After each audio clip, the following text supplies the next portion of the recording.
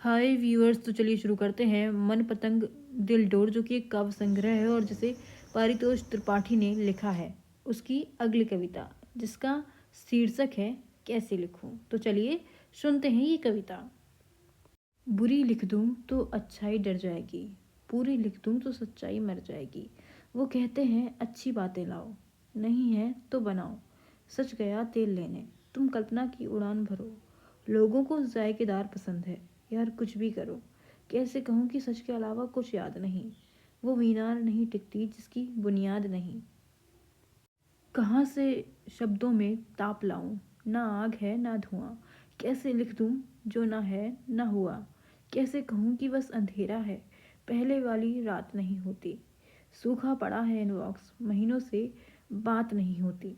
सुनो, जहाँ दिमाग होता है वहाँ नादानियाँ नहीं होती। और जिनमें सब अच्छा अच्छा हो, सच्ची वो कहानियाँ नहीं होती। इसी के साथ ही कविता समाप्त होती है।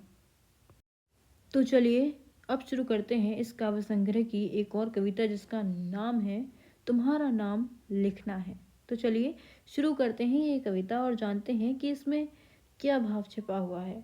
तो चलिए शुरू करते हैं। सोचा तो बहुत तुम्हारे नाम पर कि कहीं लिख दूं संभाल के।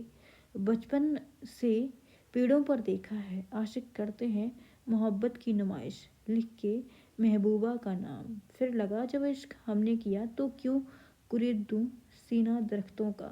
रेत पर लिखने का ख्याल आया कई बार मुझे, मगर लहरें चुनौतियां देती रहीं हर बार मुझे। ऐसा नहीं कि ज़मीं पर लिखने की ना की हो गलती, इतना समझ लो हवा से आज भी अपनी दुश्मनी है चलती।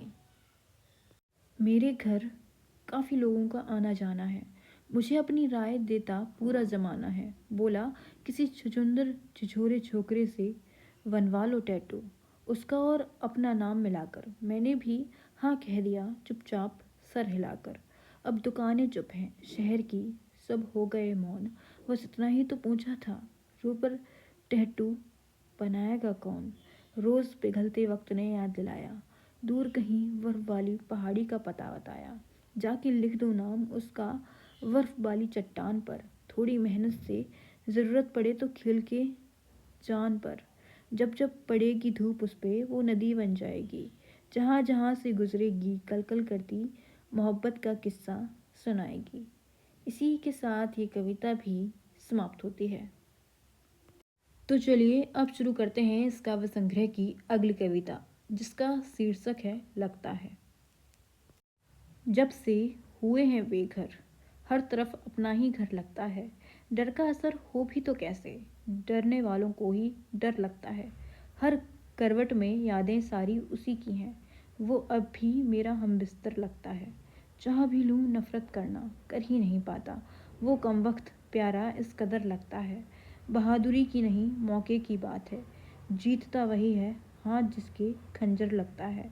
मुझे बदनाम कर गया था सरे बाजार उस दिन, सामने पड़ जाऊं तो झुकने उसका सर लगता है।